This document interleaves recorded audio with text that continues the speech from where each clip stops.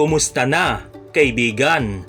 Mainit pa rin ang panahon ngayon, pero gusto nyo pa rin tumakas upang makapunta sa presko at payapang mundo? Kasi ako'y ligong-ligo na doon sa may Callejon Falls. Dahil dyan ay sa bidyong ito ay samahan nyo na akong maglibot dito sa Callejon Falls upang makapag-relax at makapag-tampisaw. Bukod sa nabasa ang pantalon ko sa pagtawid sa ilog, basa na rin po ang kilikili ko.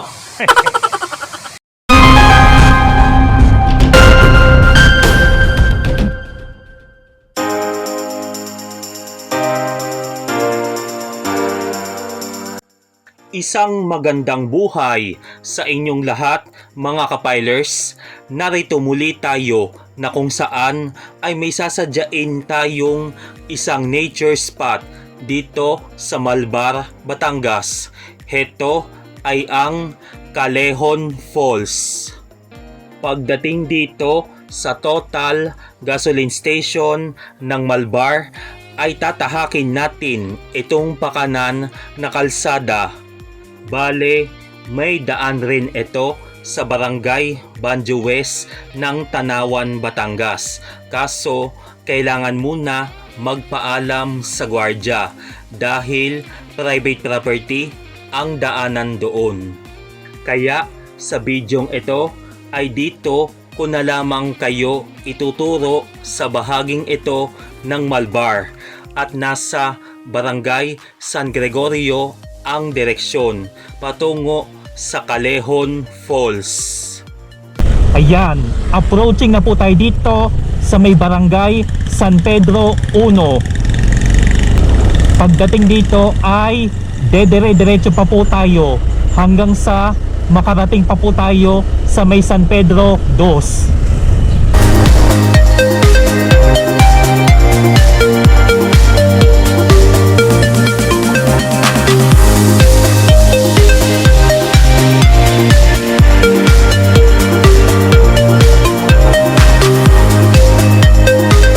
Ayan, approaching na po tayo dito sa Barangay San Pedro 2. Buhat po dito sa may San Pedro 1 at 2. Yan, shout out po sa inyo. At ako'y sisinsay muli dito sa inyong barangay. Kasi ako'y ligong-ligo na doon sa may Callejon Falls. Madadaanan pa itong elementary school ng San Pedro 2. At pagdating dito ay dediretso pa rin tayo. Heto na, pagdating po sa bahaging ito ay iba yung pag-iingat lamang. Medyo matarik po ang kalsada rito. At kahit ilang beses na po akong nakakarating dito sa may San Pedro 2, heto yung first time ko na marating ko ang lugar na ito. At pagdating po rito ay tatawid po tayo dito sa may tulay na bakal.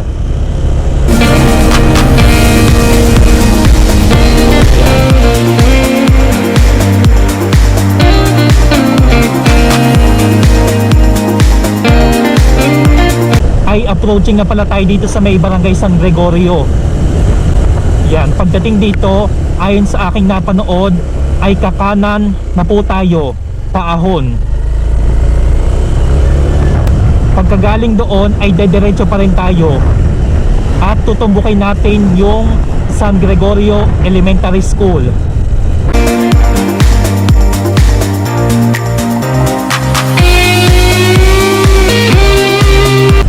Dahil nga ay ito na pala yung San Gregorio Elementary School. Ang katabi nito ay ang chapel ng San Gregorio. Tapos dediretso pa rin tayo at ipagtatanungan natin kung saan nga ba ang papuntang Callejon Falls.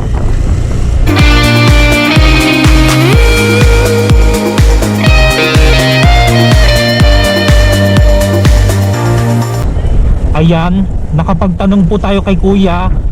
Ang papunta doon ay sa may tindahan na may puno na mangga. Purok 5.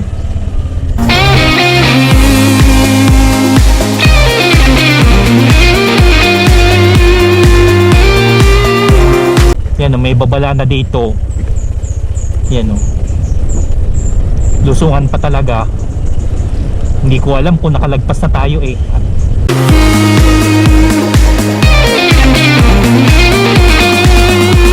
Ay parang ito na yung mangga.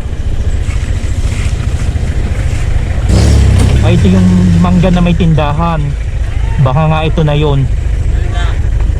Papunta Hong Falls?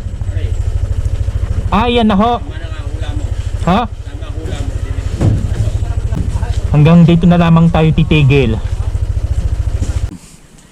Bale magmula dito ay ito po yung tindahan. Tapos ito yung puno ng mangga na magiging palatandaan ninyo. At ang padiretso papunta po doon sa may Callejon Falls ay dito sa may gilid. At tatahakin pa po natin ito ng ilang kilometro o ilang metro kumbaga magte-trekking ulit tayo pababa at pababa. Sabi sa akin ay nasa 300 steps pababa. Mamaya edi another 300 steps ulit. Kumbagay lahatan ay 600. Di lalo akong hihingalin mamaya. Sa bagay, nasubukan ko kung ang umakyat ng bundok eh. Yan.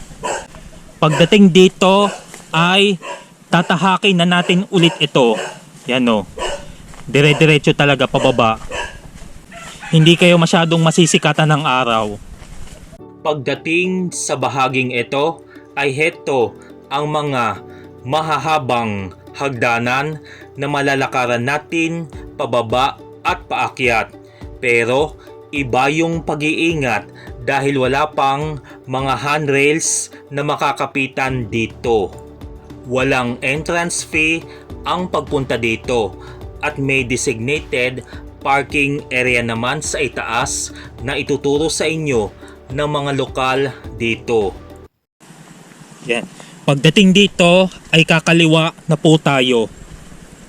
Parang twisties oh. Tapos kanan, kaliwa ulit. At sa puntong ito, dito pa lang sa bahaging ito ay naririnig ko na ang mga lagaslas ng ilog dito. Saka ang mga bawat huni na mga ibon rito.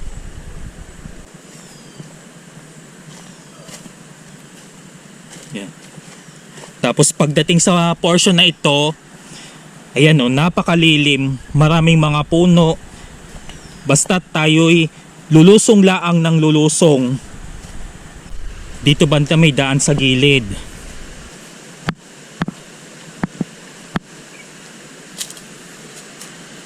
Yan. Iba yung pag-iingat lamang ha, gawa ng malupa sa bahaging ito. At kung may kasama man kayong mga bata at senior citizen pakialalayan lamang habang bumababa o umaakyat kayo rito. Ayan na, ay malapit-lapit na tayong bumaba dyan sa May Falls. Yan no, natatanaw na pala ang ilog dito.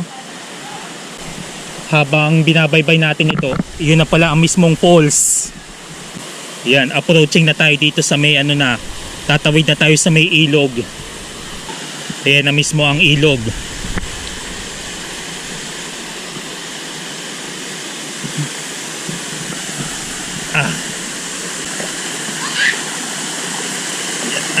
Yan, nabasa tuloy yung pantalon ko. Teka lang, bubuelo lang tayo para makaahon tayo dyan sa kabila. Munti ka na. Yan, ito na pala ang falls.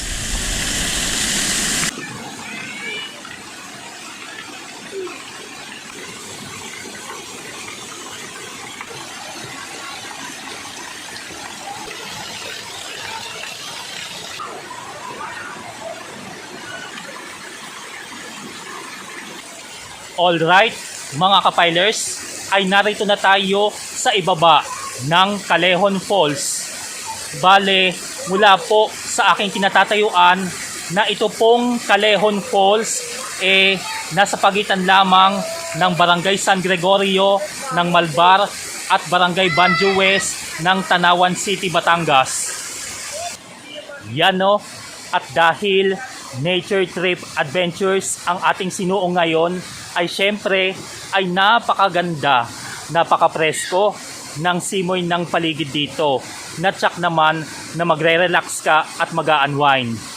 At dahil bukod sa nabasa ang pantalon ko sa pagtawid sa ilog, basa na rin po ang kilikili ko.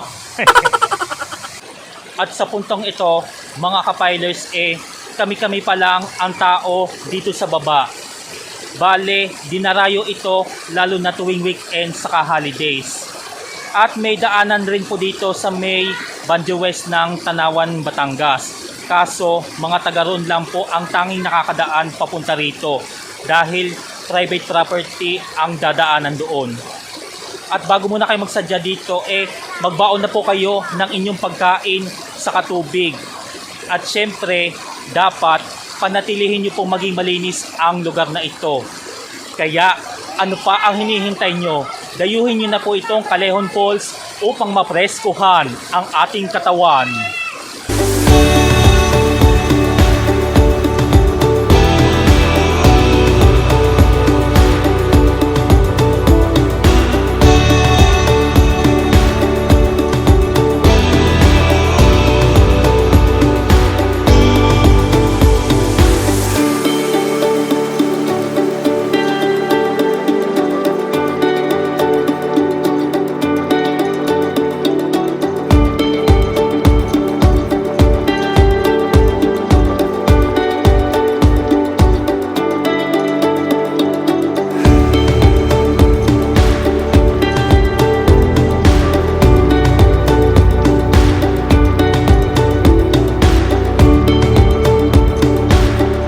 Isa ito sa mga very cool and refreshing place na ma-enjoy natin ang mala nature vibes ng bawat paligid. At dito ay perfect spot rin at pagkasarap magtampisaw, lalo na kapag ganitong panahon ng tag-araw. Kaya takas muna tayo at hinahanap na tayo ng kalikasan. Alright, mga kapilers, at napreskohan na po ang ating katawan dito po sa may Callejon Falls at babalik na muli tayo sa ating pinanggalingan. At naway, nag-enjoy po kayo sa ating nature trip and summer adventure. At kung nakaabot man kayo sa dulo ng bidyong ito, ay maraming salamat po sa inyong pagsuporta at pagsubaybay. Muli, heto po si JJ, ang inyong kapilers na nagpapaalaala sa inyo ng having safe and happy trip sa ating lahat. Kita-kits pa rin tayo sa mga susunod pa nating mga edisyon. Kaya naman, just like, share, subscribe. And God bless us all.